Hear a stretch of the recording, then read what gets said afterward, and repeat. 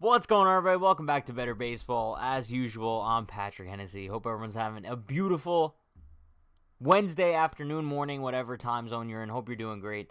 Episode 2, let's kick it. Couple cool topics today, I guess. Nothing really too crazy, but it's the start of the World Baseball Classic. Nothing too crazy going on, but we're about to get in the trenches of it. So we'll start off today talking about the first 2 games of the World Baseball Classic, because last night at 11 there was a game, and then this morning there was a game. Some stuff to talk about from that. We're going to talk about the best free agents still available, and then also are the Phillies underrated? Because I'm going to be honest, the Phillies are my National League team. I know last year in the World Series they kind of choked it to the Astros, but the Phillies are my team. I saw some report that Bryce Harper was coming to camp soon, so I'm in on the Phillies. Fully in on the Phillies. But yeah, let's get right into topic number 1. And that is the World Baseball Classic Day 1 recap.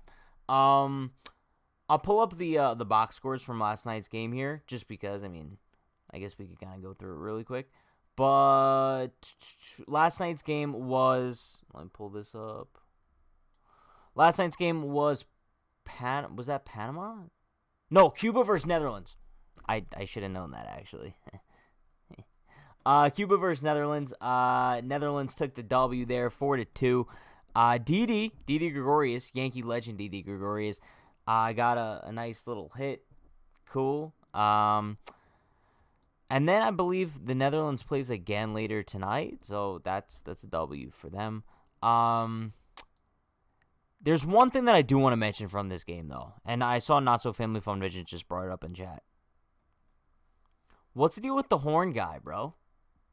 Okay, I'm not sure if anybody's completely aware of the situation. There was a guy blasting a horn for the entirety of the game. Keep in mind, I get time zone difference in Taiwan. It's daytime there, and maybe you want to blast a car horn during a baseball game at that time. Not really something I'm into at 12 a.m., but I'll play this clip here really quick. I doubt it's copyright, but whatever. Let me play this.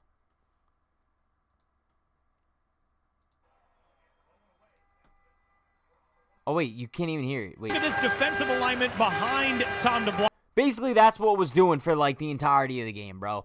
I guess it's, tradition. I guess it's, a part of the baseball culture there. I'm not a huge fan of it. I don't really see, the necessary need. That's, a conundrum, I think. That's, the way to describe it. I don't see a need to blast a car horn during a baseball game, but, it's, to each his own, I guess. One thing also I found pretty interesting from that game last night, Yoenis Cespedes. You can see him in the clip. Bro, he's still built like an absolute tank. Apparently, he's been playing in Cuba for the last couple years. After 2020, I kind of heard nothing about Cespedes, but kind of strikes a little flare in my mind, right? What are the odds he makes a major league comeback? What are the odds we see comeback story of the century? Because, bro, he's 37. Sure, it's a little bit up there in age for a baseball player, but it's not completely out of the picture for him to have a major league return at some point. So that's something to keep in mind, maybe. I don't know. But I do want to look at his stats from Cuba over the last couple seasons, because that's kind of newsworthy as to whether or not he would make a comeback. But overall, I guess, bro, it's nice to have meaningful baseball games. I know that these games aren't super important for the grand scheme of things, just because none of these teams really have a great chance to win it all. But it's still cool to see the tournament kick off, and also see some major league players mixed in with the international talent. But then this morning's game was, let me pull it up here. I believe it was Chinese Taipei versus, who are they playing?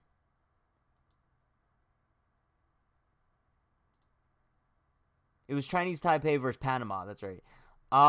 Bro, this was kind of just a crazy game, I guess. 12-5. I know Chinese Taipei hit a 2-run home run to avoid the 10-run rule thing.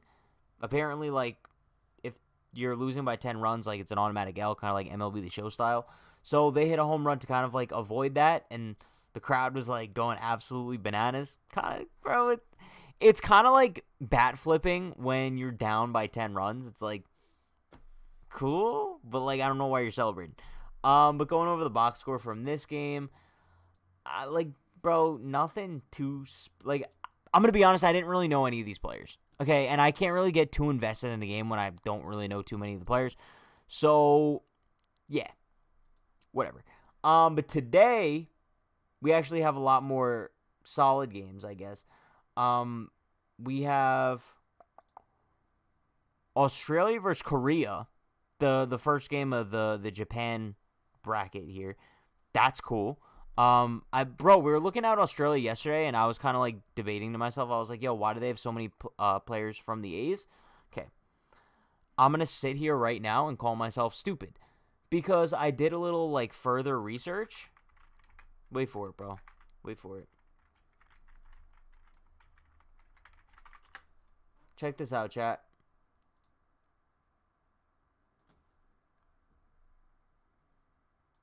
That's the hat for Australia.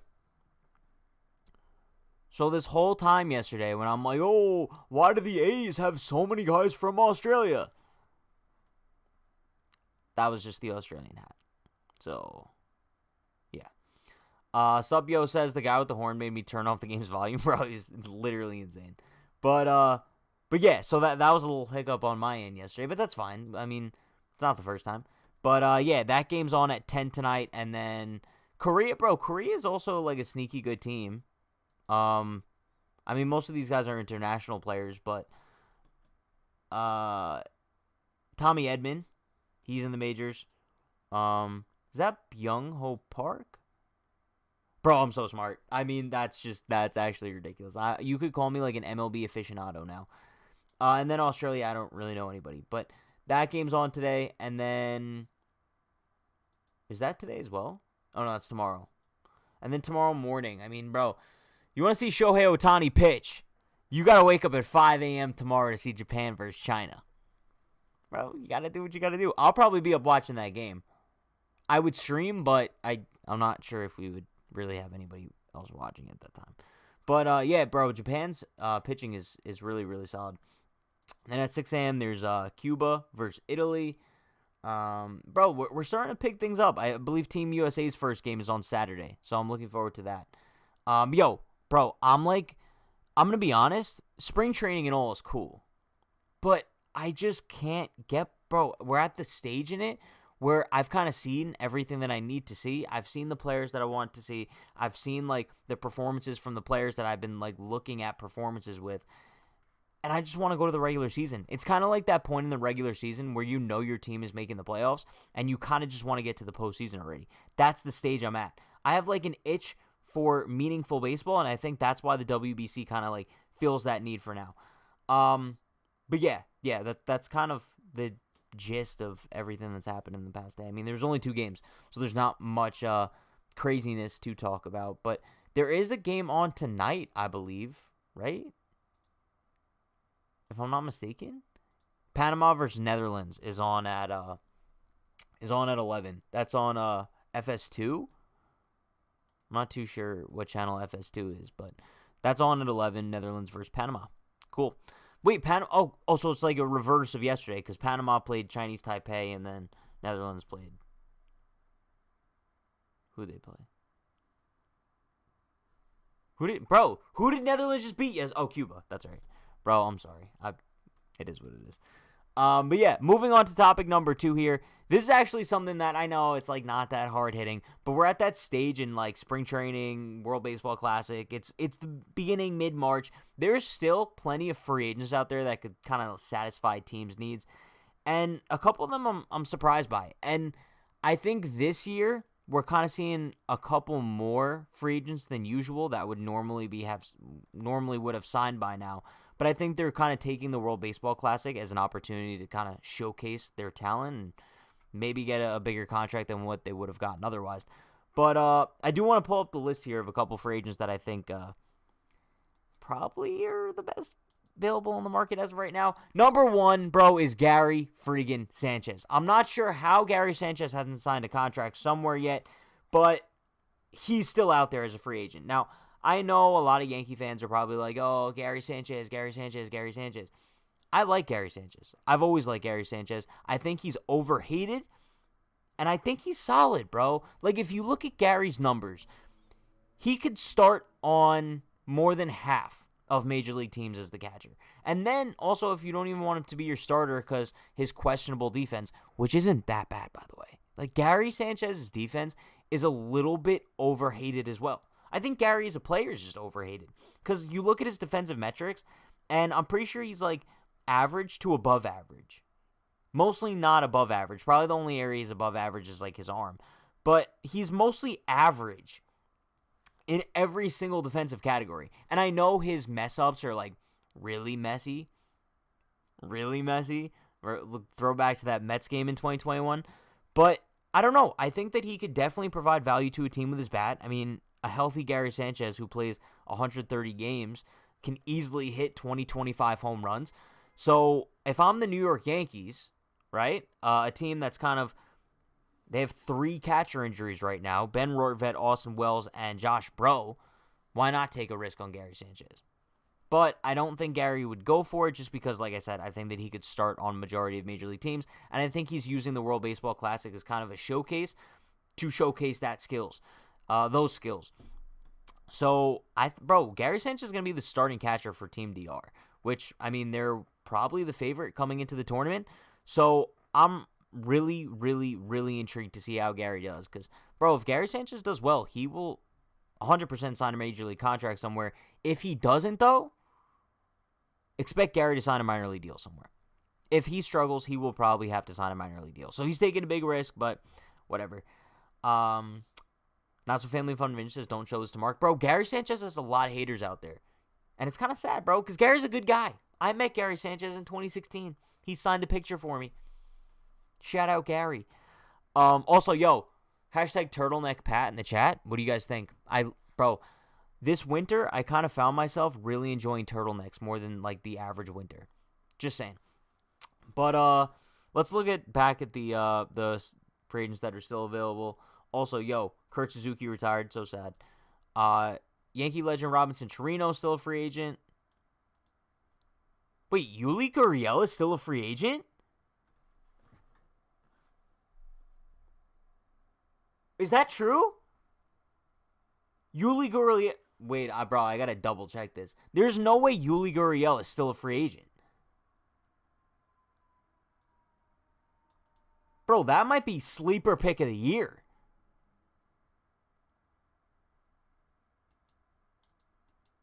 Yeah, bro, he's a free agent. He's still discussing deal with the Marlins. Wait, why is he about to sign a minor league deal?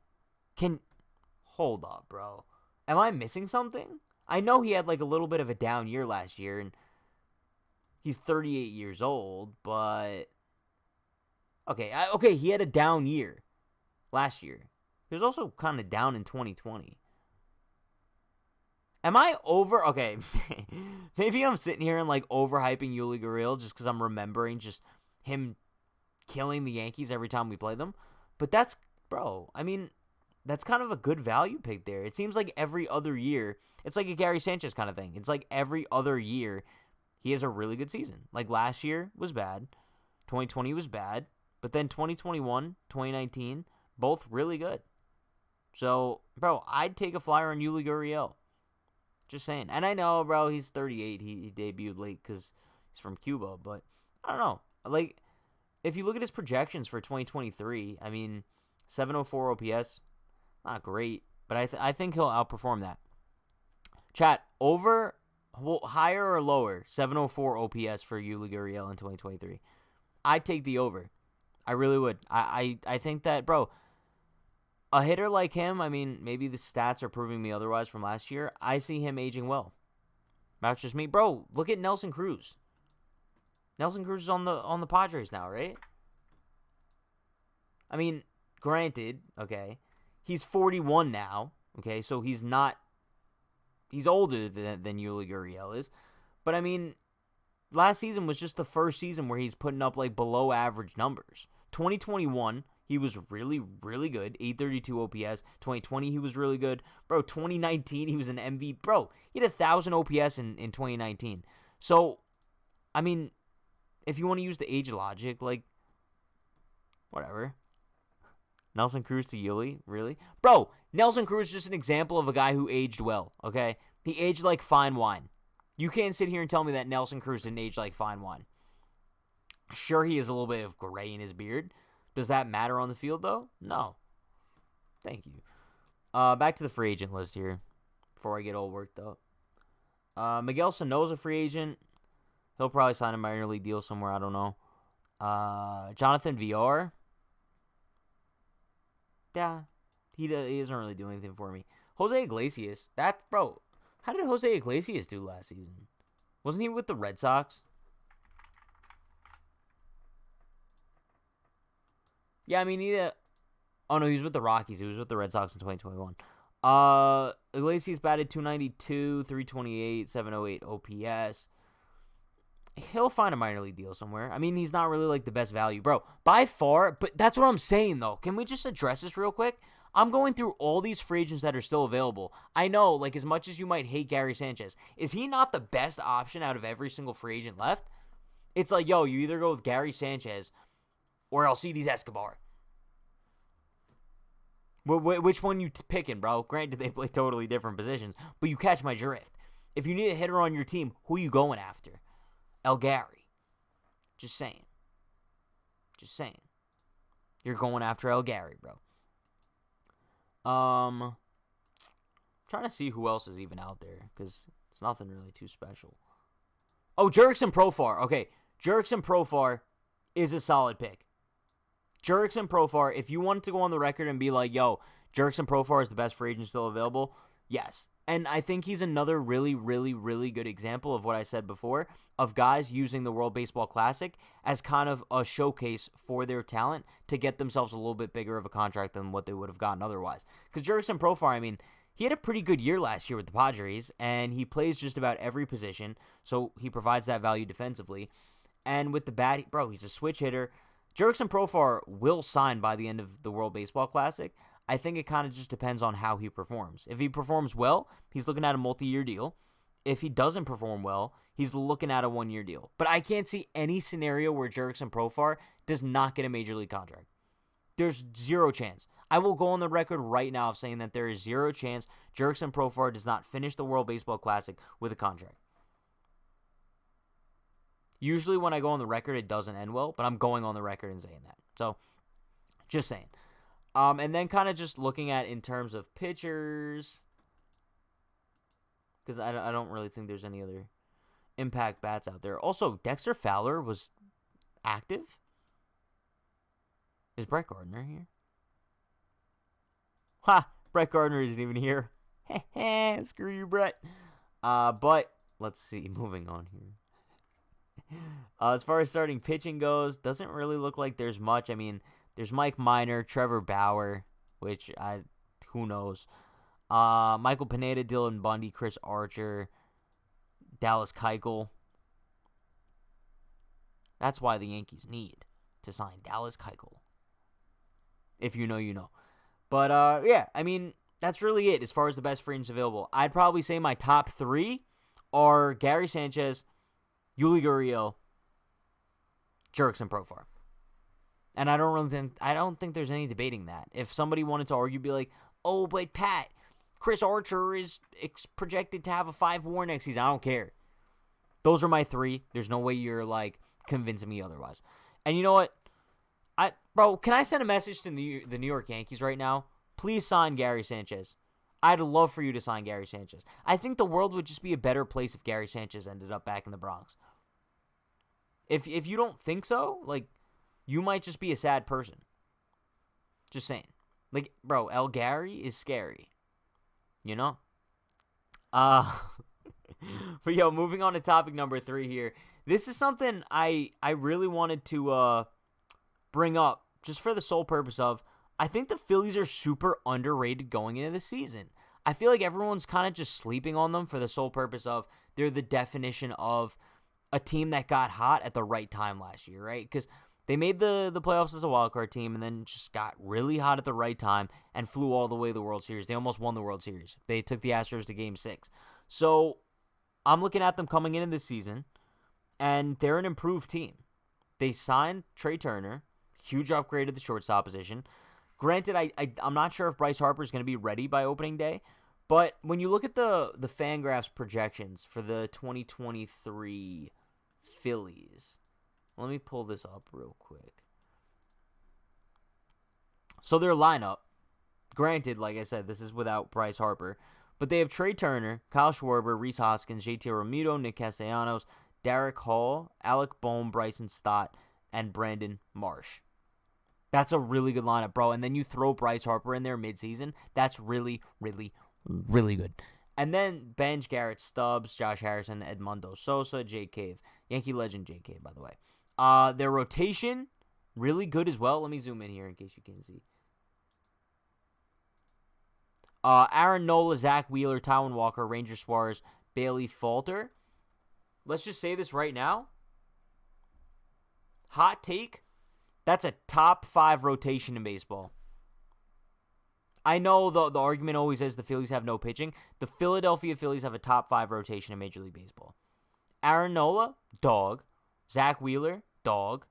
Taijuan Walker, he's kind of a dog. He's a big dog with a little bite. Sometimes he bites big. Ranger Suarez, he's still coming into his own a little bit. He had a little coming out party in the playoffs last year, I guess. And then I'm not too familiar with Bailey Falter, but he's a number 5. So, just with that rotation alone, the Phillies are looking solid. And then you look at their bullpen. I think their bullpen is really good too. Chat, do the Phillies not have a really good bullpen? Sir Anthony Dominguez, Jose Alvarado, Craig Kimbrell, Gregory Soto, Andrew Bellotti, Matt Strahm, Connor Brogdon, Nick Nelson. Again, I'm going on the record of saying the Philadelphia Phillies bullpen is a top 5 in baseball. So we're looking at a team that has a top 5 lineup, top 5 bullpen, top 5 rotation.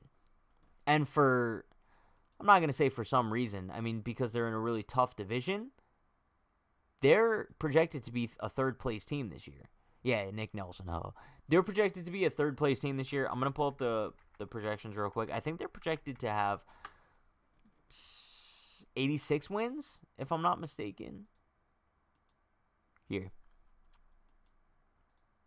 So the Phillies are currently projected to have 86 wins, 75 losses, finish in third place in the NL East. And I get it, like these projections are always lower than they always end up being.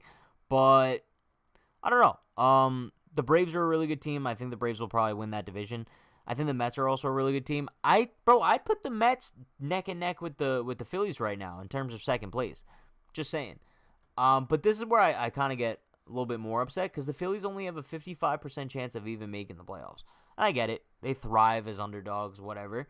But I think they deserve a little bit more respect for what they did last season. As much as teams getting hot at the right time is a thing, I think that they're also still just a good team. Like, in order to get hot at the right time and ride that wave, you still have to be a good team to do so. So, I don't know.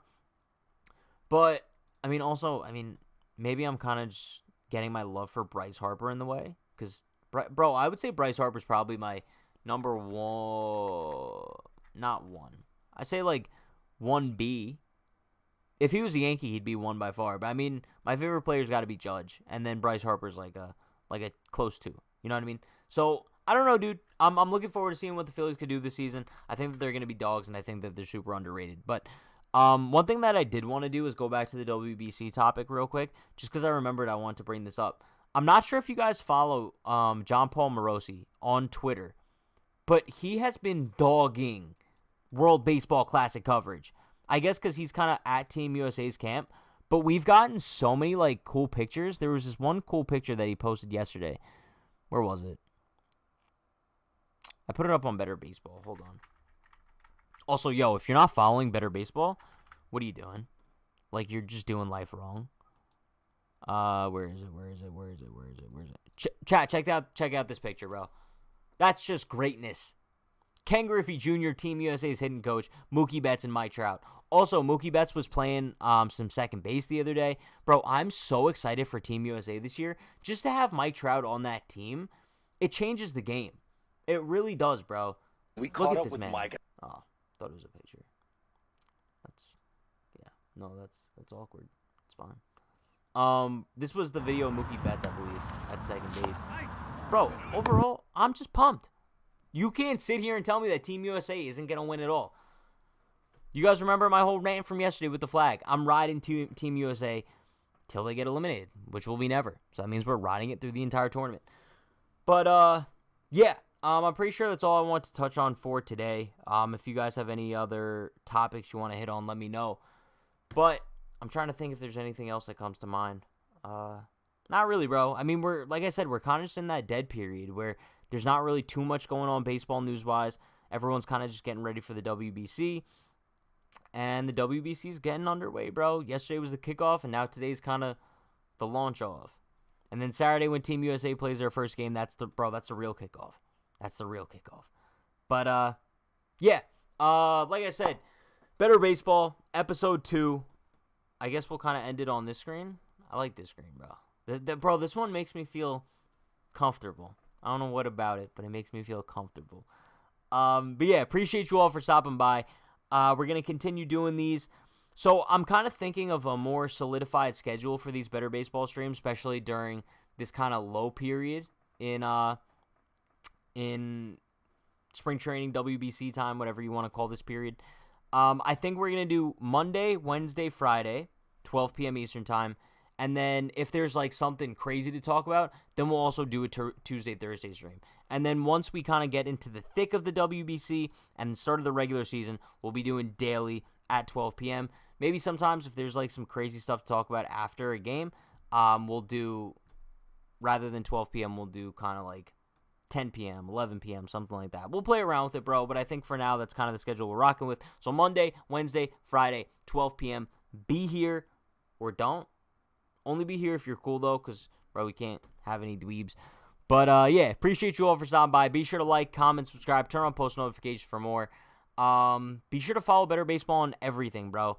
Twitter, TikTok, Instagram. We're posting so much content on there throughout the entire WBC, throughout the entire regular season, spring training. We got you. And, yeah, appreciate you all for stopping by. Stay happy, stay healthy, stay safe. I will see you all next time. Peace.